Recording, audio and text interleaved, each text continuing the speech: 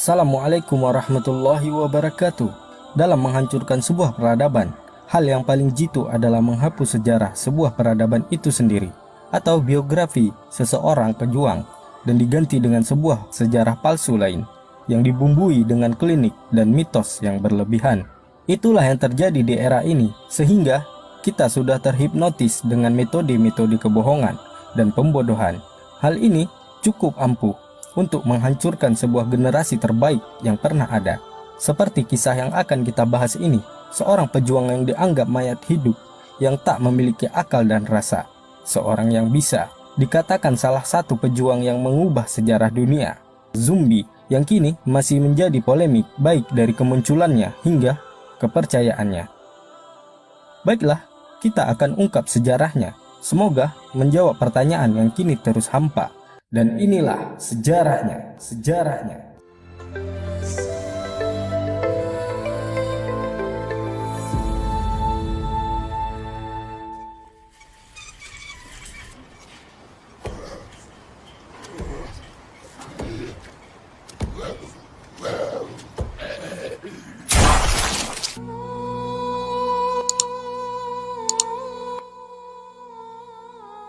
Zombie pertama kali dipopulerkan pada tahun 1932 dengan serial White Zombie karya Victor Halperin yang mengadaptasi sebuah budaya kepercayaan Haiti dan 7 wilayah kekuasaan Perancis di Karibia. Menurut sejarah versi ini mengisahkan tentang sebuah pulau Haiti yang terdapat kejadian-kejadian aneh, salah satunya tentang hal mistik yang mereka sebut dengan dukun voodoo. Dukun voodoo ini dapat membangkitkan orang yang sudah mati hidup kembali, padahal hanya Allah lah yang mampu melakukan hal tersebut. Selanjutnya, kejadian demi kejadian pun diliput. Salah satunya pada tahun 1907 Masehi, seorang wanita yang bernama Felicia Felix Mentor diyakini bangkit dari kuburnya. Setelah beberapa tahun dikubur, hal ini sontak membuat warga ketakutan hingga berlarian. Setelah diselidiki, ternyata ia dibangkitkan oleh seorang dukun voodoo, seperti yang diungkap oleh jurnalis Amerika Serikat yang bernama William Seabrook pada tahun 1920 Masehi. Dalam tulisannya, ia berkata, "Mereka bergerak seperti orang kaku atau mirip robot. Mata mereka mengerikan. Saya tak pernah membayangkan yang seperti itu," tulis Seabrook. "Mata mereka seperti mata orang mati, tidak buta, tapi terbeliak."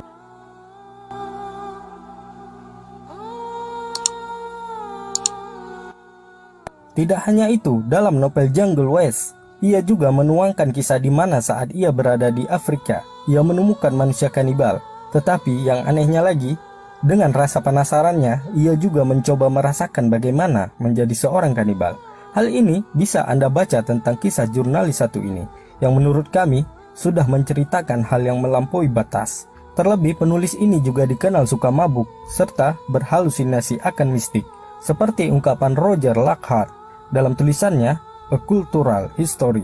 Oleh karena itu, pernyataan orang seperti ini sangat tidak mungkin diambil nilai fakta sejarahnya. Kisah yang paling dikenal dan menjadikan nama zombie semakin meluas adalah kisah Clairvius Narcisse. Seorang penduduk asal Haiti ini konon dijelaskan dalam riwayat hidupnya pernah dijadikan tumbal oleh saudaranya sendiri kepada dukun voodoo untuk dijadikan zombie. Dijelaskan, ia diberi ramuan seperti racun ikan buntal, racun katak, dan ada yang menyebutkan serbuk tengkorak yang dapat membuat seseorang koma. Setelah itu, ia dikuburkan dan dibangkitkan oleh dukun voodoo untuk dijadikan zombie yang akan diperintah oleh majikannya sebagai buruh di kebun tebu. Jika kita telusuri kedua versi kisah ini, justru zombie adalah seorang yang menjadi target sihir dan teramat jauh dari sosok zombie yang ada pada saat ini. Namun, tidaklah segampang itu mengklaim kebenaran jika kita tidak menggali lebih dalam.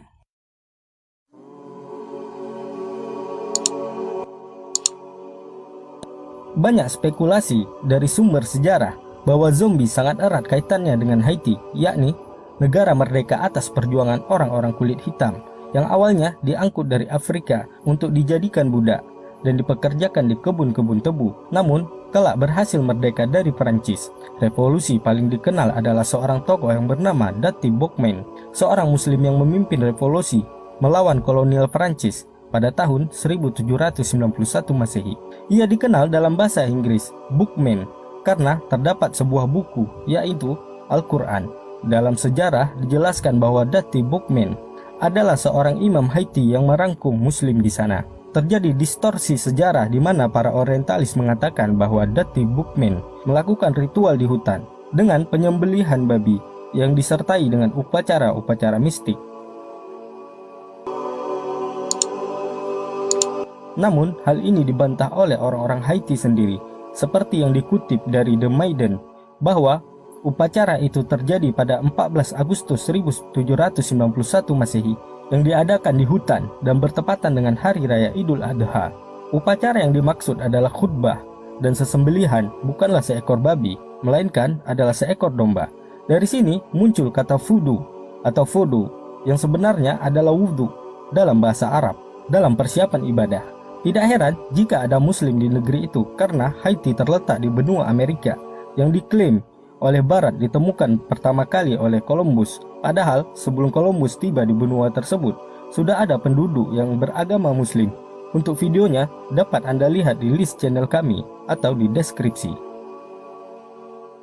Oleh karena itu banyak spekulasi bahwa zombie berasal dari bahasa Afrika, zumbi yang berarti mayat, sedangkan dalam bahasa Kongo, Zambi yang berarti jiwa orang yang sudah tiada. Namun, nama zombie mulai melejit sejak Amerika mulai menguasai negeri Haiti pada tahun 1925 Masehi.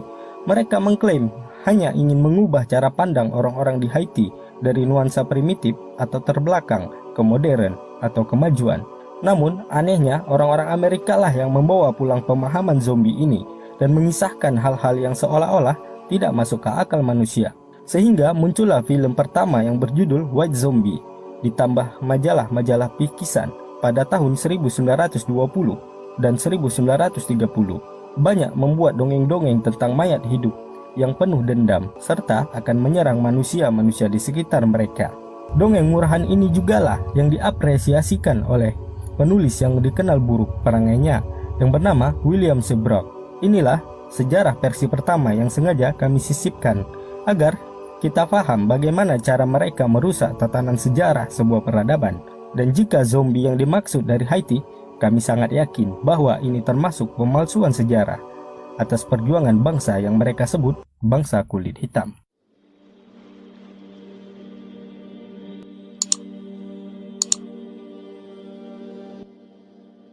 Selanjutnya, versi kedua yang bisa dikatakan sebagai pembanding dan tentu sebuah realita nyata dari sebuah perjuangan rakyat Brazil dalam mengusir penjajah Portugis.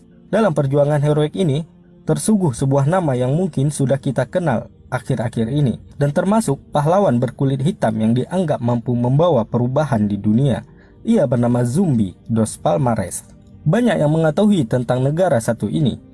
Brazil yang merupakan negara yang dikenal dengan pencetak generasi sepak bola ini, terlebih salah satu negara yang memiliki patung Yesus terbesar di dunia, ternyata mempunyai sejarah perjuangan tokoh-tokoh Muslim Afrika dalam kemerdekaannya pada tahun 1822 dengan sistem monarki kerajaan dan menjadi republik pada tahun 1889 Masehi.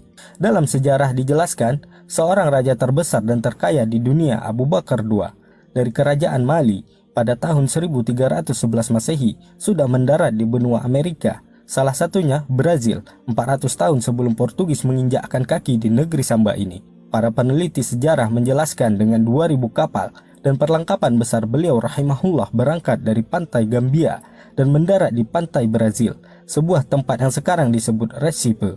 Catatan ekspedisi Abu Bakar II ini juga ditulis oleh sejarawan Muslim Al-Umari pada abad ke-14.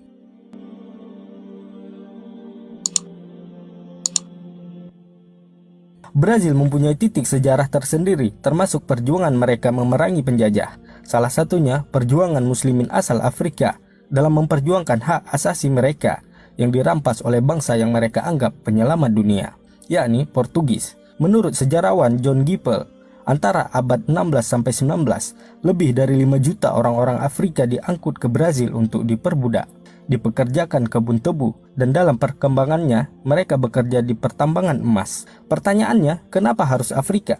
Tentu kita tahu bagaimana perkembangan wilayah Afrika tepatnya pada masa Mansa Musa rahimahullah, di mana saat itu bisa dikatakan Afrika menjadi wilayah terkaya di dunia, karena orang-orang wilayah tersebut sangat handal dalam mengolah emas. Spirit dalam menghancurkan perbudakan di Brazil dapat direalisasikan. Sejarawan John Gipel mengeksplorasi bagaimana Muslim Afrika membantu membentuk negara terbesar di Amerika Selatan selama diaspora perdagangan budak yang dipaksakan. Oleh karena itu, masyarakat Brazil sangat erat dengan Afrika, yang tentu saja ada unsur Muslim di dalamnya. Buku biografi seorang budak Muslim Afrika bernama Muhammad Gardo Bakuko menyebutkan asal-muasalnya dari Benin dan terhubung dengan jaringan perdagangan Wangara. Kakeknya diduga seorang keturunan Arab. Hal ini tidak diragukan karena Islam mulai menguat di Brazil sejak abad ke-16 Masehi saat Portugis memperbudak bangsa Afrika yang hampir notabene-nya Muslim.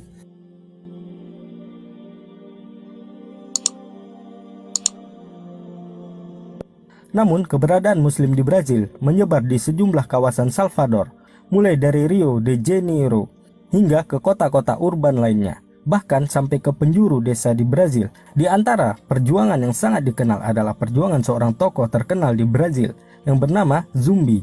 Ia lahir pada tahun 1655 Masehi di Palmares. Palmares sendiri didirikan pada tahun 1605 Masehi oleh 40 orang Afrika Tengah yang lari dari perbudakan. Di sini mereka membentuk pemukiman bebas yang mereka sebut Angola Janga, dan termasuk negara yang kuat dan merdeka, hingga dihancurkan oleh Portugis pada tahun 1695 Masehi. Zumbi termasuk keturunan Afrika Tengah. Zumbi dan saudara-saudaranya dibawa ke Amerika akibat pertempuran Wimla yang terjadi di Angola. Portugis berhasil memenangkan pertempuran tersebut dan menawan banyak pejabat-pejabat tinggi, termasuk ibunya yang bernama Sabina, sampai-sampai dijadikan budak di perkebunan Santa Rita yang kini disebut Timur Laut Brazil. Dan dari sinilah mereka melarikan diri ke Palmares. Pada usianya 6 tahun, Zumbi ditangkap dan diserahkan kepada pendeta Antonio Melo. Ia dibaptis dan diberi nama Francisco. Zumbi berhasil melarikan diri ke Palmares pada usianya 15 tahun, tepatnya tahun 1670 Masehi. Di usianya 20 tahun, Zumbi sudah dikenal karena kekuatan fisik dan kecerdasannya dalam strategi pertempuran. Menurut peneliti Habib Al-Kandi dalam bukunya The Illuminating the Blackness, Zumbi mendapat pengetahuan taktik militernya dari seorang yang bernama Karim Ibnu Ali Saifuddin, seorang muslim dari Afrika Utara. Dokumen lain menyebutkan Zumbi mendapat pengetahuannya dari orang-orang Moor. Moor merupakan sebutan orang-orang Eropa kepada orang-orang keturunan Arab atau Afrika, dan Moor merupakan muslimin yang tinggal di Andalusia pada abad pertengahan. Wallahu alam. Namun dari sini kita dapat menyimpulkan apa agama Zumbi, Muslim atau bukan. Jika menurut sejarah-sejarah yang kita teliti, kami lebih memihak bahwa Zumbi adalah seorang Muslim karena alasan bahwa satu, Zumbi tinggal di mana wilayah tersebut banyak dihuni oleh banyak Muslim Afrika. Dua, Zumbi mendapat pengetahuan dari seorang Muslim yang sudah kami sebutkan. Tidak menutup kemungkinan ia juga mendapat dakwah Islam. 3. Jika ia seorang Nasrani, sudah tentu ia akan menetap dengan pendeta Antonio Melo. Namun, ia memilih melarikan diri dan bergabung bersama pejuang-pejuang yang didominasi oleh muslimin. Alasan lainnya ialah sistem pemilihan dalam kekuasaan sangat mirip dengan metode kerajaan Afrika, di mana penguasa dipilih dari para pejuang terbaik, dan Zumbi dipilih dengan cara ini. Dan ingat, muslim tidak akan mungkin memilih pemimpin kafir.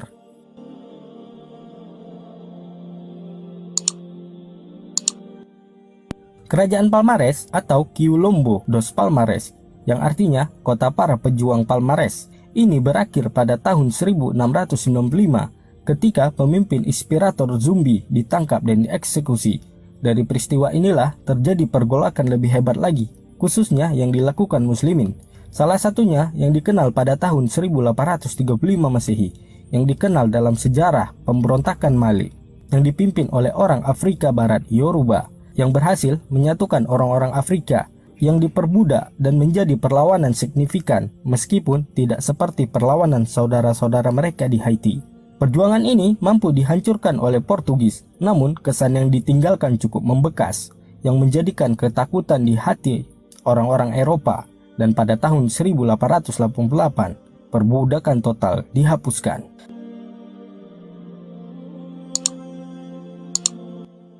Inilah analisa dari sumber-sumber yang kami dapatkan tentang siapa zombie sebenarnya dan menghapus distorsi sejarah yang digaung-gaungkan. Analisa ini tidak menutup kemungkinan ada kesalahan, namun bantahlah dengan referensi kawan-kawan.